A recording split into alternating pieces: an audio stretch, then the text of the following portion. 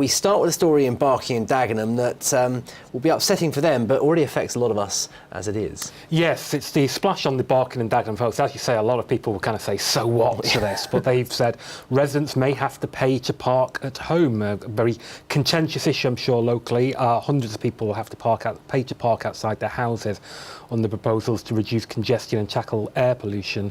Under the council's plans in Barking and Dagenham, there'll be 4 zones, and the highest people have to pay is £140 for a 2-vehicle permit. And the council insisted that this is not about making money.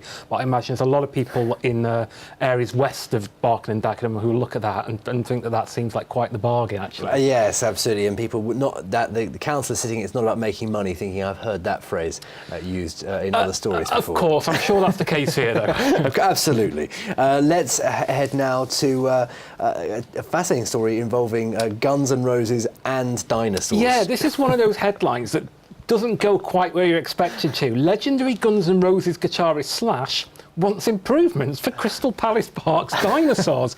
And it's true, he's got involved in an appeal to raise money to improve the park. Not the dinosaurs themselves. At the moment, they're on kind of islands away from the main park. And they only put bridges in so many times during the year for people to go onto them. So they want to put a permanent bridge in so people can go and look at these extinct beasts, as they're referred to here. He encourages his 3.6 million Twitter followers at the weekend to help raise money. He's also donated what he calls a very cool item to a charity auction. It's unclear what that item is. Apparently he gave an interview to Reptiles magazine. I don't know if you're a regular reader. No, but I'll start a subscription. Of said tome. He talked about growing up, living near to Crystal Palace, and said that he had these dinosaurs there.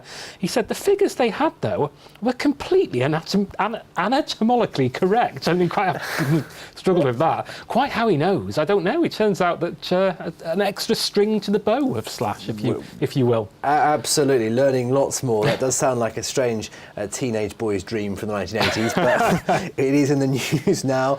You take us now to an off-licence with a name that's dividing opinion. Yes, this is in the Ham and High this week, and it certainly is. This is a Hornsey off-licence that's attracted a bit of opprobrium by changing its name to Alcoholic. It used to be called Corner Express, this place in Middle Lane.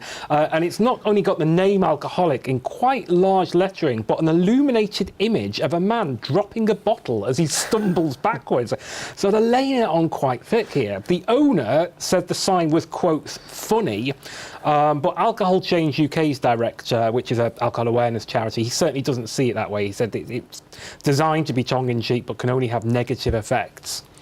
Certainly some people will see it as only honest when it comes to some shops. Well, you know. quite. I mean, I'm sure this is a fine, upstanding shop. Well, I say that. What the owner, who has declined to be named, said here, that what they'll do if the council tries to forbid the sign, which they are looking at doing, is said that we'll change the C's to K's and maybe that'll sort it out.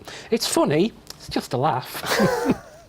Well, on to something that certainly created a few laughs online, the perfect flatmate. Yeah, this is great. This is from the Get West London site. They have got an advertisement for a flatmate in Finsbury Park, which has gone viral online, particularly on Twitter. And it's not surprising because, I mean, they describe it as hilariously capturing the woes of flat sharing in the big city. I mean, it is bonkers. This person is very strict about when you can cook to how you close the door and noise in your bedroom.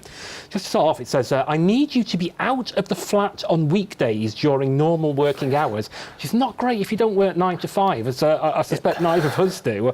You have to be quiet and considerate, so you use door handles rather than push the doors to slam. But on cooking, they say, I don't like people spending a lot of time cooking in general. If you only eat cooked and fried meals because you don't know how to make a sandwich, this isn't a place for you. So this person thinks that the only reason anyone would cook a meal is because they don't know how to make a sandwich. It's quite an extraordinary story, but who knows, maybe all this attention, she might find that perfect. It seems highly unlikely. Flatmate.